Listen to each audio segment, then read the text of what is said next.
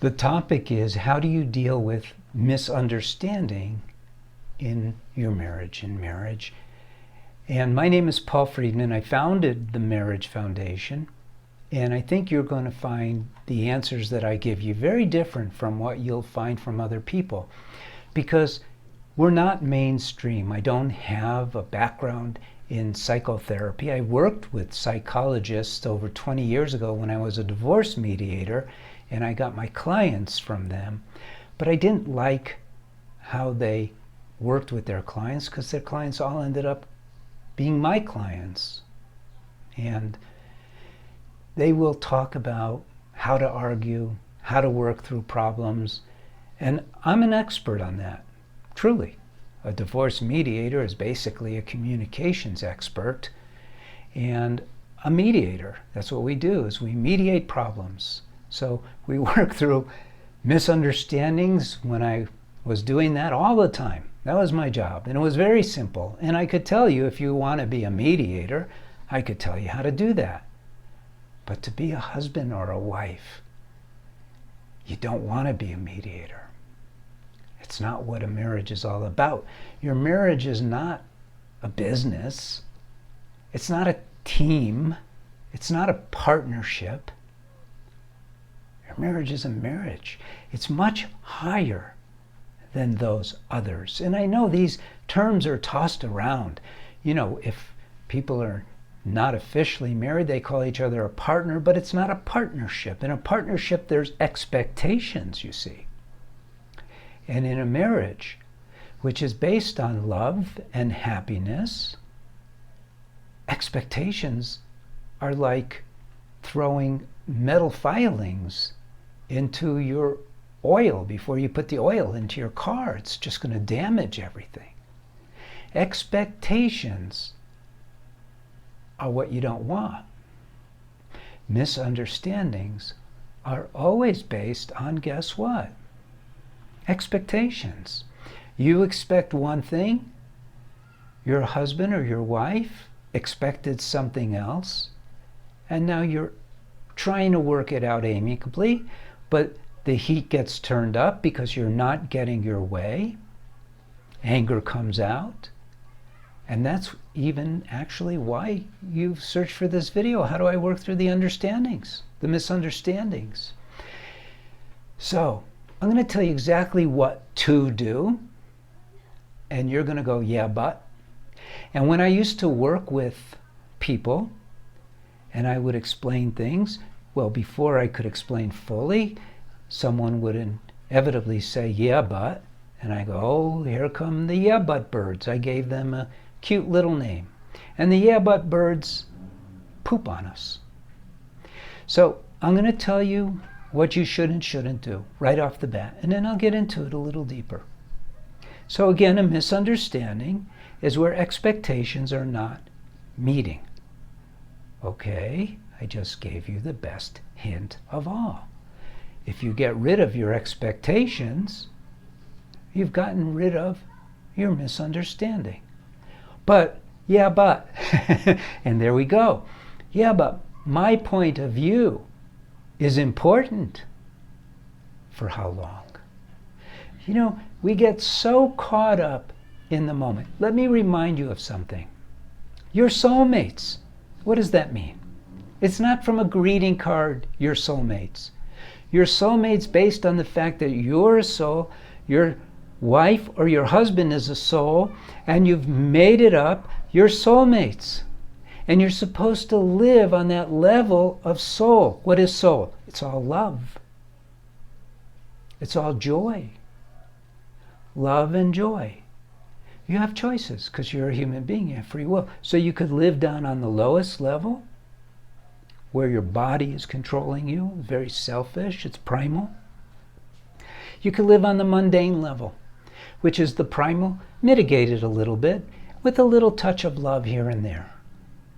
Or you could choose to always live on the highest plane of the soul, because you're soulmates. And only you two can do this in your marriage. That's why you got married. It's one of the reasons, is so you could learn to love unconditionally, express that love within your, I call it the sacred space of marriage. And so that's what you want.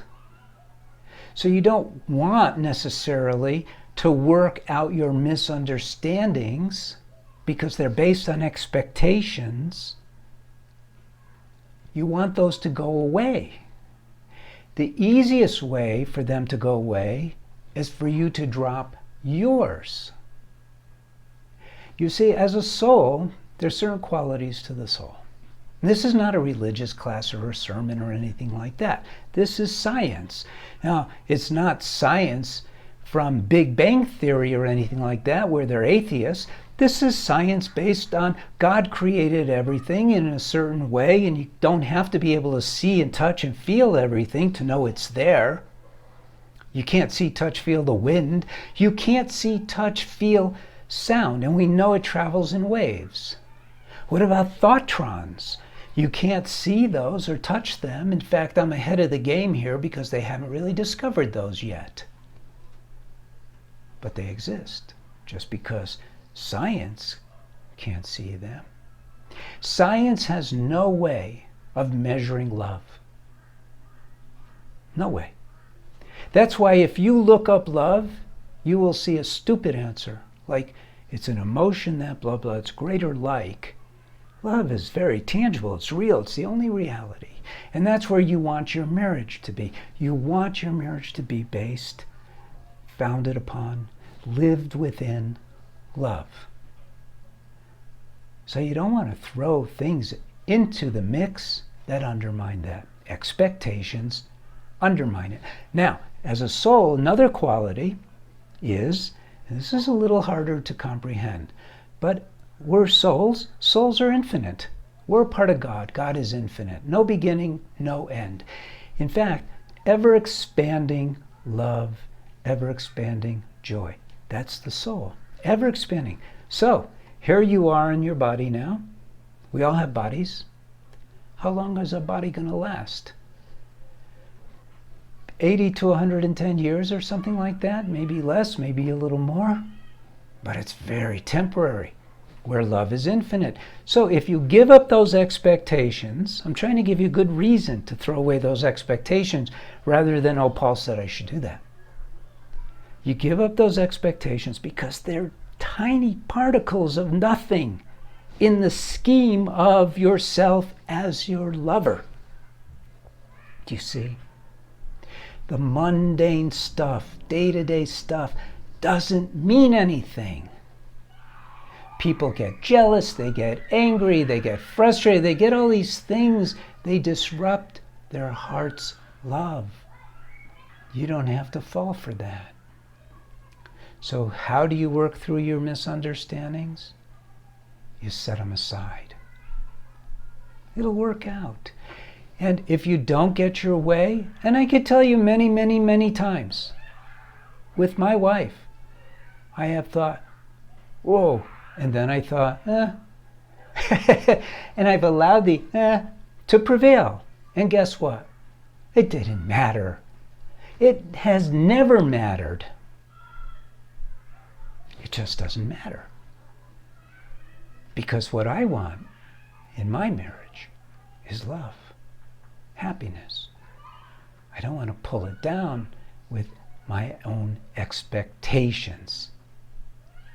Now, what if the misunderstanding is around something that has a moral component to it? What if your wife or your husband wants to do something that is immoral? They want you to rob a bank together. Oh, who knows, doesn't matter. But it's clearly immoral. Not subjectively, but clearly immoral. You just bow out. You don't have to solve it. You just go, you know what? I'm going to go do something else right now. I don't want to go there. And if they press you for an explanation, say, well, I just don't think it's right. That's all.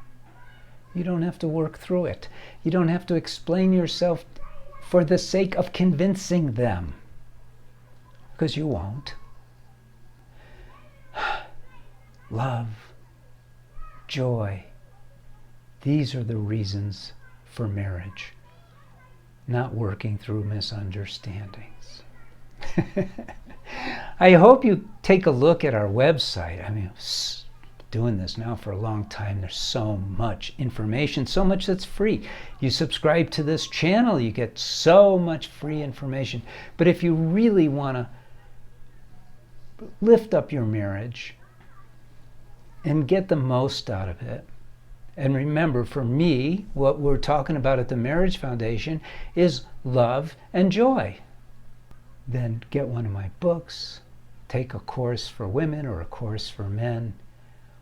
But become a student of marriage. You would never get a driver's license without studying how to drive a car, but you got married without studying how to be married. And unfortunately, there's no one else out there except for us who really understands marriage. I hate to say that. It makes me look so arrogant. But the truth is the truth. Okay. Thank you so much for spending time with me. Like the video, leave a comment. God bless you and take care. I hope we see you again.